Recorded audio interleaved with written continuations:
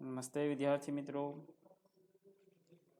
पाठ बीजो कच्छ की शेर, जिसके लेखक हैं श्री हरेश ढोलकिया। इस इकाई में कच्छ की पहचान कराई गई है। इस इकाई में संस्कृति का आदर, अपनी विरासत का संरक्षण, देश प्रेम आदि मूल्यों को विकसित किया गया है। तो देखते हैं इस इकाई में तो कच्छ की जो गुजरात राज्य में कच्छ शहर है, उसमें क्या क्या देखने लायक स्थल है। हमारे देश की ये विरासत है। विशाल भारत में अनेक दर्शनीय प्रांत है, सबका अपना महत्व एवं सौंदर्य है।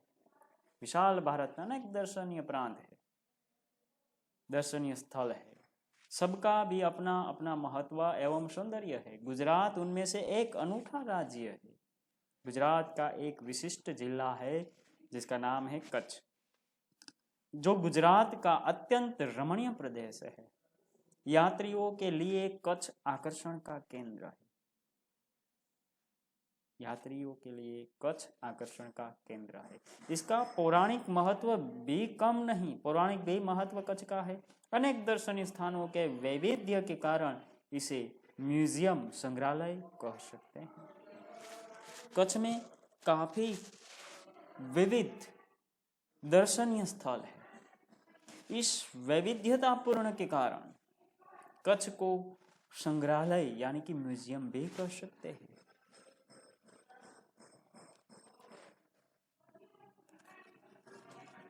गुजरात राज्य में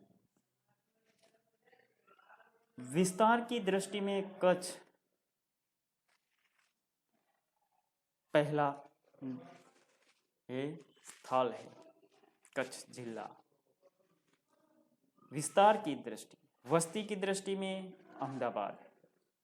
कच्छ इतना बड़ा जिला है। कच्छ में प्रवेश करते ही हमें रेगिस्तान के दो भाग देखने को मिलते हैं। कच्छ में जैसे ही हम प्रवेश करते हैं, रेगिस्तान के दो भाग हैं। एक छोटा रेगिस्तान और दूसरा बड़ा रेगिस्तान। दो रेगिस्तान, छोटा रेगिस्तान और दूसरा बड़ा रेगिस्तान। इन दोनों में रेगिस्तान जैसा कोई लक्षण नहीं दिखाई देता। रेगिस्तान में रेत ही रेत होती है, लेकिन यहाँ रेत कहीं दिखाई नहीं देती, रेत कहीं नजर ही नहीं आती। अतः यह अनूठा रेगिस्तान, इसलिए इसे अनूठा रेगिस्तान कहते हैं। सामख्याली को हम कच्छ का प्रवेश द्वार कह सकते हैं। ध्यान रखें विद्यार्थी मित्र, सामख्याली को हम कच्छ का प्रवेश द्वार कहते हैं। सामख्याली से कच्छ में हम प्रवेश कर सकते हैं। कच्छ की यात्रा यहीं से आरंभ होती है। यहाँ से उत्तर दिशा की ओर यात्रा का प्रारंभ होता है। यहाँ से हम उत्तर दिशा की ओर चल पड़ते हैं।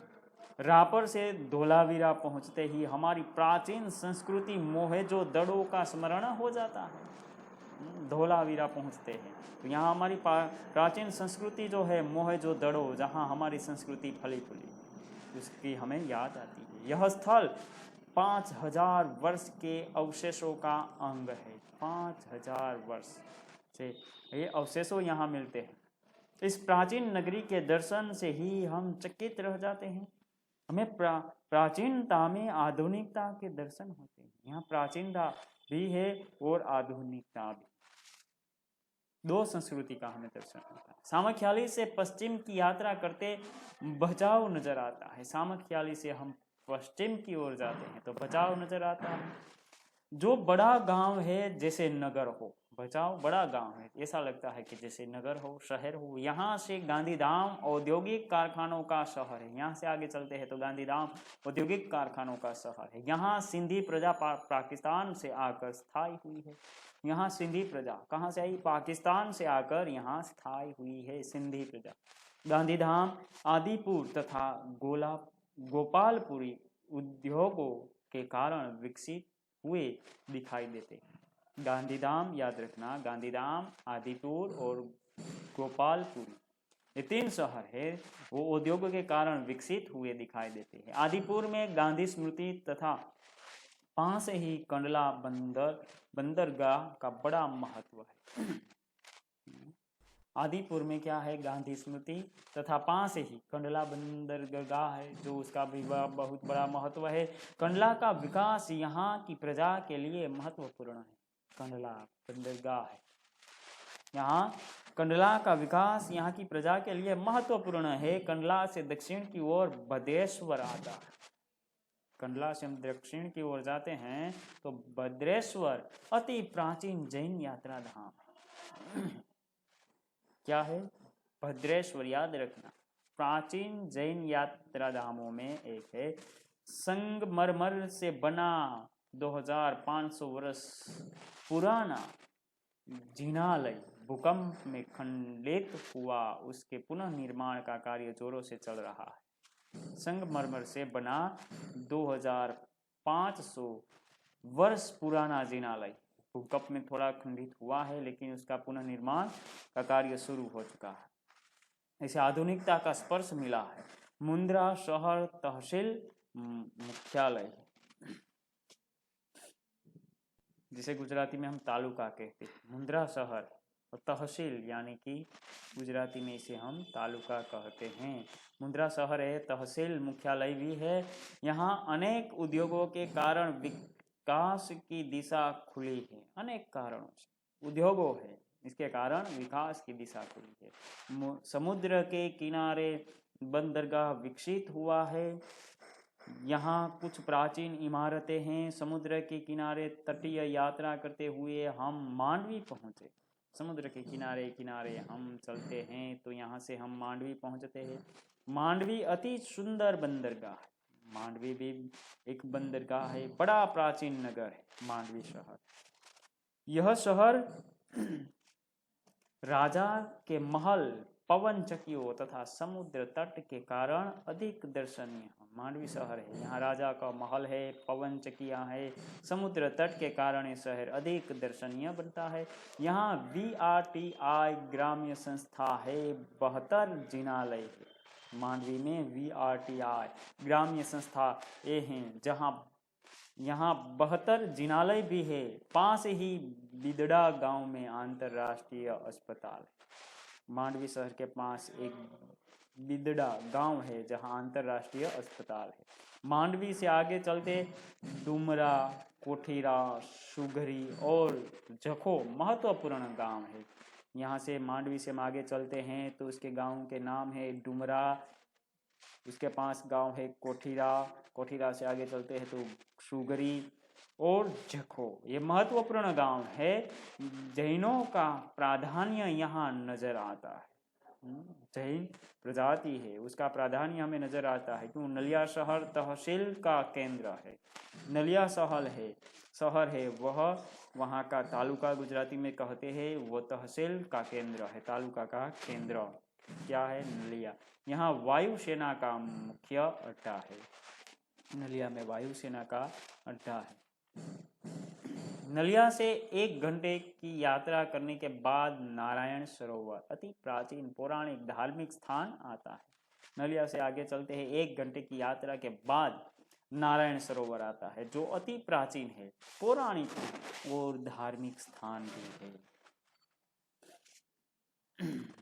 इस स्थान को रामायण काल का माना जाता है। याद रखना, नारायण सरोवर को रामायण काल का माना जाता है। वहाँ कोटेश्वर नामक दर्शनीय मंदिर है। यहाँ कोटेश्वर शिव जी का मंदिर है, जहाँ से रावण गुजरा था।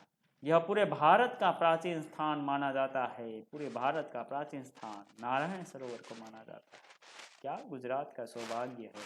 सूर्योदय और सूर्यास्त दर्शन यहाँ का बड़ा आकर्षण। नारायण सरोवर में सूर्योदय और सूर्यास्त दोनों दर्शन यहाँ ये बड़ा आकर्षण का कारण होता है। नारायण सरोवर से आगे की यात्रा में लखपत आता है, जो अति प्राचीन स्थल है।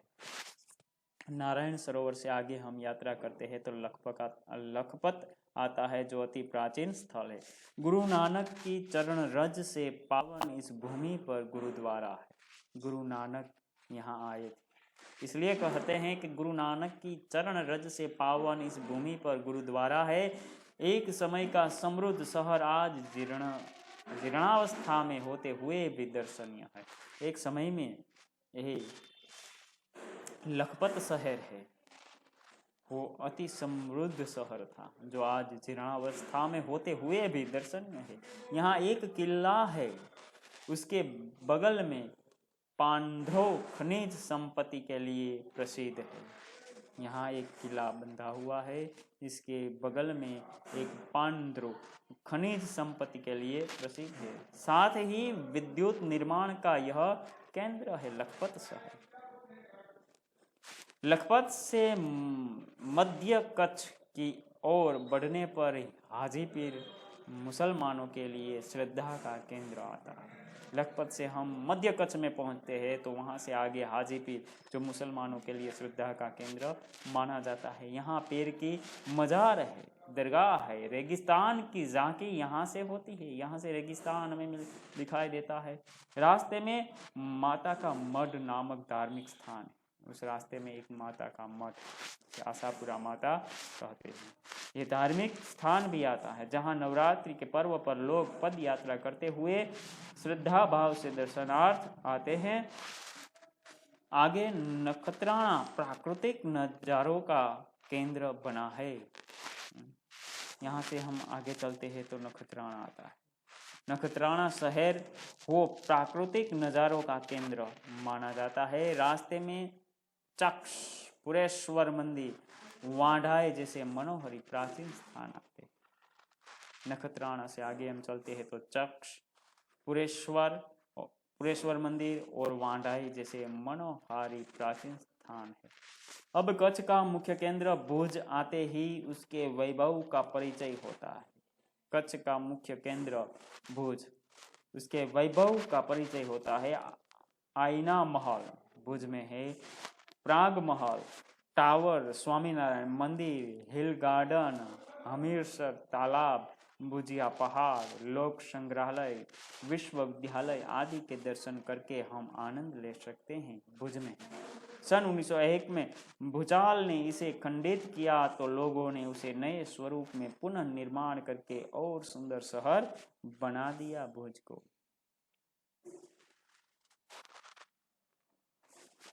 भुज से उत्तर दिशा की ओर खाउड़ा में काला डूंगर है। भुज से उत्तर दिशा की ओर चलते हैं तो खाउड़ा में एक काला डूंगर है। पहाड़ पर चढ़कर रेगिस्तान की झांकी करना एक अनूठा अनुभव है। काला डूंगर, इस पहाड़ पर चढ़कर हम रेगिस्तान को देखते हैं, अनूठा मजा आता है। सरकार एवं स्थानीय जनता द्वारा रणोत्सव का आयोजन होता है। यहाँ सरकार एवं स्थानीय लोग वहाँ रहते हैं, उसके प्रयास से रण उत्सव का आयोजन होता है। देश भर से लोग यहाँ आते हैं। सफेद रेगिस्तान को देखना एक आनंददायी घटना है।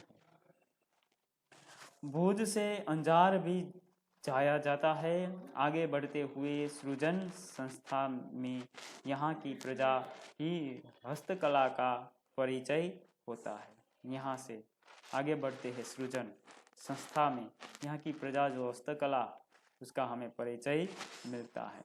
जैसल तोरल की स्मृति में मंदिर बना है जो ऐतिहासिक स्थान है। यहाँ से आदिपुर तथा गांधीधाम जा सकते हैं। सूरजबारी नामक स्थान से हमारी कच्छ यात्रा पूर्ण होती है। सूरजबारी नामक स्थान आता है, वहाँ से कच्छ की यात्रा पूर्ण होती है जो अविस्मरणीय स्मृतियाँ छोड़ जाती है। कहा जाता है कच्छ नहीं देखा तो कुछ नहीं देखा। कच्छ गुजरात का गौरव है और दुनिया भर के लोग के लिए किसी भी मौसम में दर्शनीय एवं आकर्षण का केंद्र है। पाठ यहाँ पूर्ण करते हैं। अस्तु।